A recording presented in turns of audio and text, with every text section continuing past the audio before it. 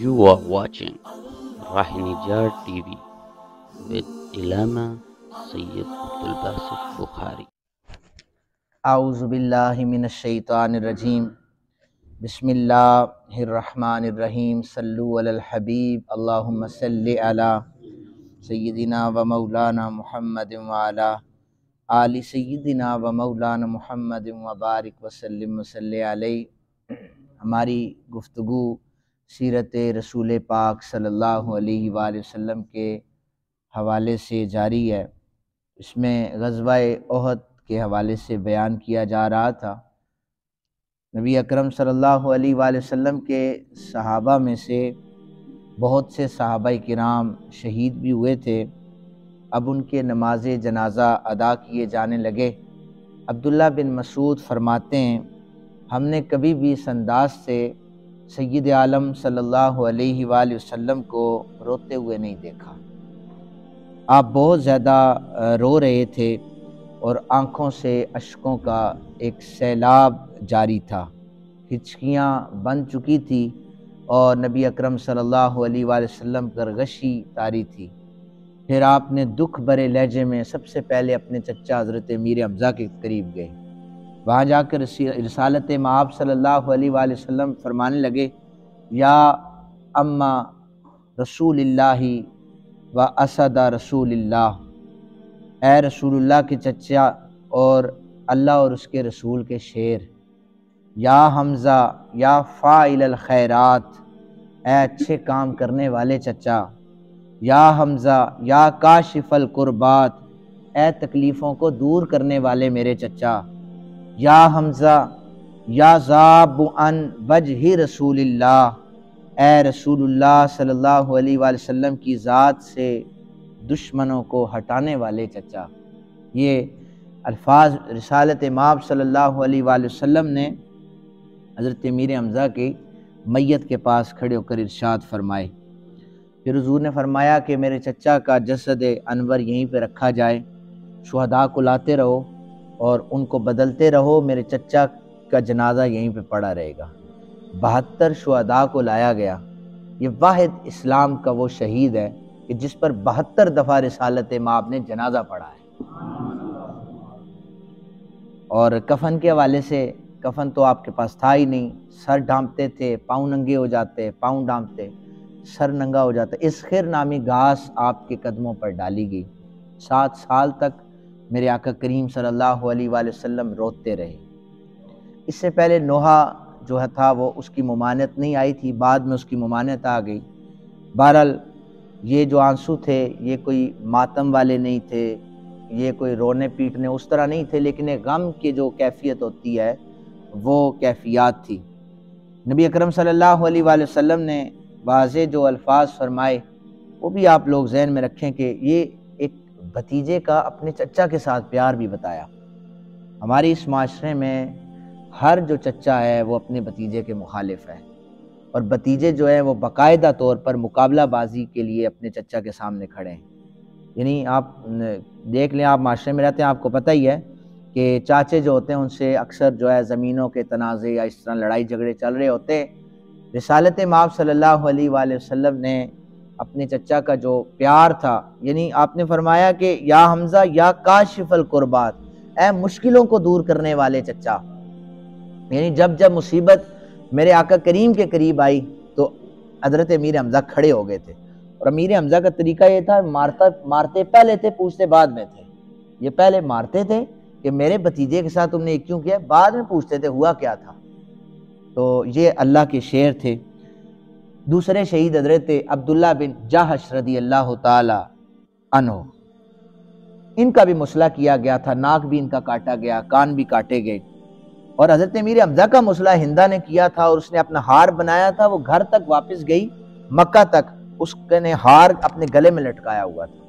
اس پر حضور نے فرمایا تھا ہندہ میرے سامنے نہیں آنا آج کے بعد، ورنہ مجھے میرے چچا کی یاد تڑ پائے گی۔ اس نے کہا تھا ہم نے بدر کے جو ہمارے مارے گئے تھے، امیر حمزہ نے ہندہ کے والد جو تھے ان کو جو ہے وہ ٹھکانے لگایا تھا، تو اس لیے اس نے پھر یہ مسئلہ کیا تھا، آپ کا ناک کاٹا، کان کاٹے۔ عبداللہ بن جاش، یہ بھی ان کا مسئلہ کیا گیا، لیکن ان کی جو ہے وہ انداز بھی نرالا تھا۔ سعد بن ابی وقاص کے پاس کھڑے تھے۔ یہ کتنا پیارا منظر تھا کہ صحابہ یہ کہہ رہے تھے آج ہم شہید ہوں گے، ہم جنت میں جائیں گے، ہم یہ کریں گے، اس سے لڑیں گے، ایسے ہوگا۔ یہ ایک نظارہ جو چشم فلک دیکھ رہی تھی صحابہ کرام کا، وہ ایمان کی کیفیت۔ سعد بن ابی وقاص کہتے ہیں کہ احد کے دن عبداللہ بن جحش میرے قریب آئے، کہنے لگے سعد آؤ مل کر ہم ایک دعا مانگتے ہیں، تو تم پہلے دعا کرو، میں آمین کہوں گا، پھر میں دعا کروں گا، تم آمین کہنا۔ تو حضرت سعد کہتے ہیں میں نے دعا کی، یا اللہ احد کے میدان میں میرا کسی مضبوط دشمن کے ساتھ آج مقابلہ ہو جائے، وہ مجھ پر بھرپور حملہ کرے اور پھر میں بھی اس پر بہت زوردار حملہ کروں، پھر وہ مارا جائے، مجھے فتح حاصل ہو جائے۔ تو عبداللہ بن جحش نے آمین کہا۔ اب دعا حضرت عبداللہ بن جحش کی کیا تھی؟ آپ نے ہاتھ اٹھائے، الہی میرا مقابلہ بھی کسی طاقتور دشمن کے ساتھ ہو، مجھ پر وہ سخت اور زبردست حملہ کرے، پھر میں تیری رستے میں مارا جاؤں، پھر وہ میرا ناک کاٹے، میرے کان کاٹ لیے جائیں، پھر میں اس حال میں تیری بارگاہ میں پیش ہوں، تو مجھے پوچھے ابن جحش تیرے ناک اور کان کیوں کاٹے گئے، تو میں عرض کروں گا مالک تیرے اور تیرے رسول کی محبت میں کاٹے گئے۔ پھر تو کہے کہ سچ کہتے ہو عبداللہ بن جحش، واقعی یہ میرے رستے میں کاٹے گئے ہیں۔ یہ انداز تھا۔ حضرت سعد کہتے ہیں کہ میری دعا سے عبداللہ بن جحش کی دعا بڑی کمال کی تھی، یہ دعا اس کی زیادہ اچھی تھی۔ حضرت مصعب بن عمیر، یہ بھی ان کے بارے میں نے بار بار بتایا، انصار کا جھنڈا ان کے ہاتھ میں تھا، لڑتے ہوئے ایک ہاتھ سے لڑ رہے تھے، پہلے ایک بازو کٹا، پھر جو علم تھا وہ دوسرے بازو میں پکڑ لیا، دوسرا بازو بھی کٹ گیا، پھر سینے میں علم کو تھامے رکھا، جھنڈے کو گرنے نہیں دیا۔ پھر اس کو جب ابن کمیہ نے مارا تو اس نے کہا تھا میں نے محمد کو مارا، چونکہ ان کی جو شکل و شباہ تھی وہ میرے کریم صلی اللہ علیہ وآلہ وسلم کی طرح تھی۔ احد کا جو منظر پلٹ گیا تھا سارا، وہ حضرت مصعب بن عمیر کی شہادت پر پلٹا تھا، یعنی ایک اعلان ہو گیا تھا کہ حضور کو ہم نے قتل کر دیا ہے، تو صحابہ کرام پریشان ہو گئے تھے۔ بہرحال ان کے لیے بھی کفن نہیں تھا اور یہ سب سے امیر گھرانے سے تعلق رکھتے تھے، لیکن جب کلمہ پڑا تو اتنی مشکلات آئی کہ گھر والوں نے سب کچھ ان سے لے لیا، تو بہرحال یہ بھی اسلام کی خاطر شہید ہو گئے۔ عمر بن جموع تھوڑا سا لنگڑا کر چلتے تھے، ان کے پاؤں میں مسئلہ تھا، تو جامع شہادت ان کے حضرت عمر بن جموع جو تھے ان کے بیٹے وہ اس جنگ میں شامل تھے، سارے اس جنگ میں شامل تھے۔ آپ کے 3 یا 4 بیٹے تھے، تو وہ کہنے لگے کہ میں تمہارے ساتھ جاؤں گا، تو انہوں نے سمجھایا کہ ابا آپ تو صحیح طریقے سے چل نہیں سکتے، تو جہاد کیسے کریں گے آپ؟ رسالت مآب صلی اللہ علیہ وآلہ وسلم کو بتایا کہ والد صاحب ضد کر رہے ہیں کہ میں نے جہاد کرنا ہے، تو نبی اکرم صلی اللہ علیہ وآلہ وسلم نے فرمایا دیکھو عمر، تمہیں اللہ تعالیٰ کی طرف سے شریعت نے تمہیں اس کا مکلف نہیں بنایا کہ تم جہاد کرو، تمہارے یہ معذوری ہے، اصرار کیوں کرتے ہو؟ تو نبی اکرم صلی اللہ علیہ وآلہ وسلم کے جواب کے بعد عمر بن جموع کا جواب یہ تھا، یا رسول اللہ میں اپنی اس لنگڑاہٹ کے ساتھ جنت کی سرزمین کو روندنا چاہتا ہوں، میں جنت میں اسی طرح لنگڑا کر چلنا چاہتا ہوں۔ حضور نے مسکرائے فرمایا ان کے بیٹوں سے جانے دو اس کو، شہید ہو جائے گا اور اسے بھی جنت مل جائے گی۔ اجازت ملی تو خوشی خوشی تیار ہوئے، اور جب مدینہ پاک سے باہر نکلے تو مکہ پاک کی طرف منہ کر کے ایک دعا کی۔ دعا کرنے کے بعد جب آپ کا جسد انور پڑا تھا تو گھر کے لیے اٹھاتے تھے، تو احد کے میدان سے اونٹنی جو تھی وہ گھر کی طرف نہیں مڑتی تھی، لیکن جب اسے تدفین کے لیے لے جاتے، یعنی جہاں پر احد کے شہداء دفن ہیں، تو اس طرف جو تھی وہ اونٹنی چلتی تھی، تو اس طرف جو تھا گھر کی طرف نہیں جاتی تھی۔ تو نبی رحمت صلی اللہ علیہ وآلہ وسلم نے فرمایا کہ جاؤ جا کر اس کی زوجہ سے پوچھو، بیوہ سے پوچھو کہ اس نے کوئی دعا کی تھی۔ انہوں نے کہا انہوں نے دعا کی تھی یا اللہ مجھے احد کے میدان سے واپس نہ لے کے آنا، تو آج شہید ہو گئے، ان کی تدفین بھی۔ تو میں نے پہلے بھی عرض کیا کہ حضرت امیر حمزہ کے سر کی طرف 2 قبریں، ایک مصعب بن عمیر کی ہے، ایک عمر بن جموع رضی اللہ تعالی عنہم اجمعین کی ہے۔ اچھا آپ کو یہ بات بتاؤں، موطا امام مالک اٹھائیں تو جس میں یہ باب ہے کہ یہ چیپٹر کا نام ہے کہ 2 قبروں میں، ایک قبر میں 2 بندوں کو تدفین کی جا سکتی ہے، جائز ہے یا نہیں، تو اس میں یہ حدیث مبارکہ موجود ہے، یہ صحیح سند کے ساتھ وہاں پر موجود ہے۔ عمر بن جموع کو نا یہاں پہ اس جگہ پہ زخم آیا تھا، یہ جو لنگڑے تھے انہیں زخم آیا تھا تو اس وقت بندہ زخمی حالت میں پھر شہید ہو جاتا ہے زخم کی تاب نہ لاتے ہوئے. آپ نے ہاتھ یہاں پہ رکھا تھا تو وہی اسی جگہ پر آپ شہید ہو گئے تھے، تو اس کے بعد آپ کو دفن کر دیا. ان کو جس قبر میں دفن کیا ساتھ دوسرے صحابی بھی تھے. 46 سال کا عرصہ گزر گیا. 46 سال کا عرصہ گزرا تو احد کے میدان میں سیلاب آ گیا. اب قبریں شفٹ کرنے کی جو روایت جو موطا امام مالک میں ہے وہ مسئلہ ہے. قبریں تبدیل کرنے کا کہا گیا تو صحابہ کرام نے کہا کہ اب قبریں تبدیل کریں، پانی جا رہا ہے قبروں میں. صحابہ کہتے ہیں کہ پھر ہم نے قبر احد کے شہداء کی جو قبریں تھوڑی ہو چکی تھی، کچی ہو چکی تھی، پانی اندر جا ان میں تبدیل کرنا چاہا.